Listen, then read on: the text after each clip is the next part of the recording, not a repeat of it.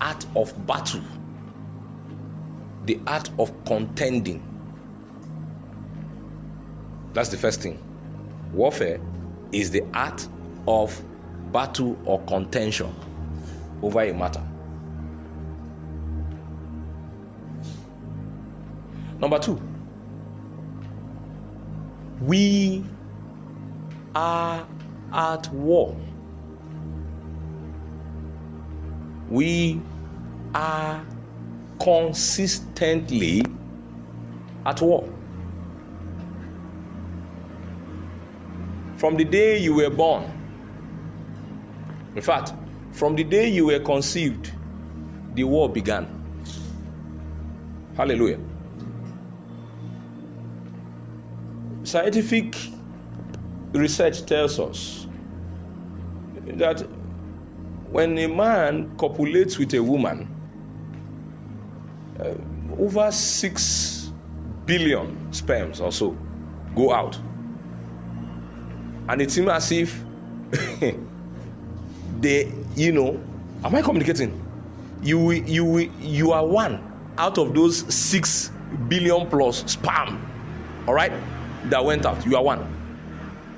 So it means you contended with over how many million or billion sperm cells to become a human being that you are now. So you see that the introduction of a human being is warfare. Am I communicating with somebody? So that you are alive today was a function of war. Anything you are going to be, listen to this one I'm saying now, anything you are going to be in life is also going to be a function of war. Let me now tell you the reason why everything you are going to be is a function of war. You see that place you call your promised land? Maybe you know that place we call the promised land. Somebody is occupying it. You're not following.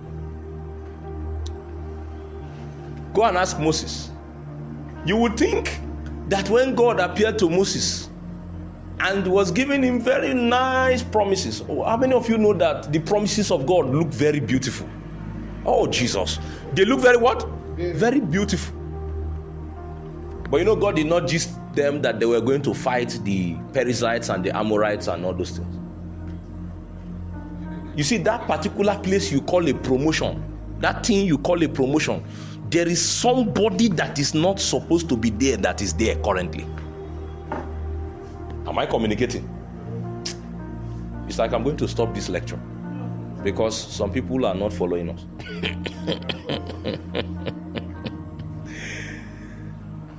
Tell your neighbor, say there's no vacuum. There's no vacuum. Tell your neighbor the next thing. Tell your neighbor, nobody is going to give you chance. Nobody. You will contend for anything you must have. Hallelujah. You will have to contend for it by warfare. Contend for it by what? By warfare. The promises were good. They were great. In fact, when the 12 spies went out that Moses sent, the first report they gave, sir, was that the land indeed is a land flowing with what? With milk. And with what? And with honey. But he said the land consumes its own inhabitants. That was their report. That the land does what? Consumes its own inhabitant. Did God know that this was the truth on ground? Yes, he knew. Yet he promised them that land. Can I tell you? The reason why God might even be holding your promotion now, I didn't say the devil. I said why God might be holding your promotion, some of us, could be because we are not prepared yet to fight the battles at that place where he has promoted you or where he is supposed to promote you. You see, that was the reason why God opted. There were two ways they would have gone. There was the shorter way from Egypt. If you read the book of Exodus, chapter 13 and then 14, you will see that God knew that there were two ways to enter that promised land. There was the shorter way through the way of the Philistines up into the land, and then through the desert. God opted to use the longer route, which was the desert. Do you know why he said so? He said, lest if at any time the Philistines come upon them, they turn back in battle. Are you getting it? Because all the exposure they have ever received was the exposure of how to build block and how to build, pyramid in Egypt as servants. They were not exposed to the art of war. Am I communicating with you?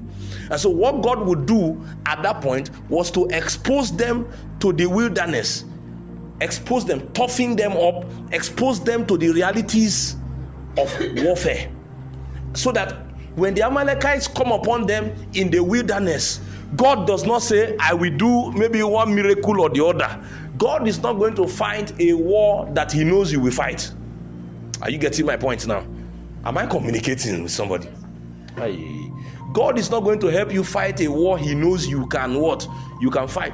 And so he does not tell Moses to, stretch forth his hand and then the entire host of the Amalekites will be destroyed. No, he tells them that they should fight. Moses climbed up and then began to seek some support from heaven. Are you getting my point now?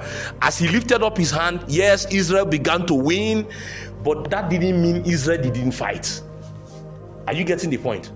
It was God gradually introducing them to another level of warfare, so that if they entered into the promised land, it was because of that ill-preparedness. They didn't ever feel they were prepared. That was why when they entered into the land as spies and they saw the manner of men that were there, that they were great. In fact, they were seeing themselves as grasshoppers before their enemies, because they hadn't gotten enough exposure and enough training. Am I communicating with you now?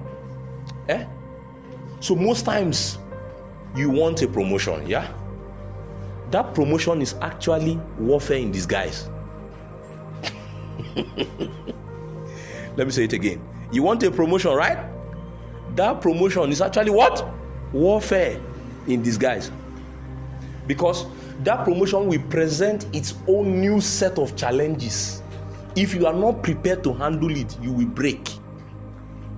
And so, what you are calling delay might be God's act of mercy.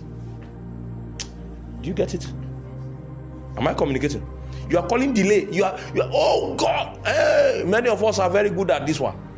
God, I feel as if everything is locked. Promote me. You will pray with all your heart as if your heart want to burst. All right, my friend. And then at the end of the day, it didn't seem as if they heard you. You know what they are doing to you? They are preparing you. Somebody say preparation. Somebody say loud and clear. Say preparation.